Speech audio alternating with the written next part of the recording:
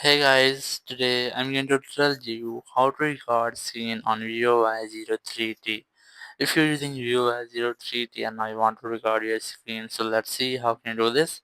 You have two different ways. The first way is that you just have to scroll down your control center and here you will get the screen recording option. You just have to tap on it when you want to record your screen and you will get a pop-up menu of this type. You can easily edit your screen by this. When you have done, you just have to tap on the stop icon, just tap on it and it will save your recording. So after that there's a second way, you just have to open your settings and enable the settings. So just scroll down and look for access and shortcuts and here's that, just tap on it, then select easy touch and here you just have to enable the settings and you'll get a great art this time. Just tap on it when you want to record your screen, just tap on screen recording and it will start recording on your screen.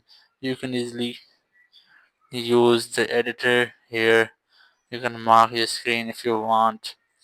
And when you have done, just tap on the stop icon and it will save your screen recording. So that's how you can easily record your screen on Vivo Y03T. Thank you very much for watching the video.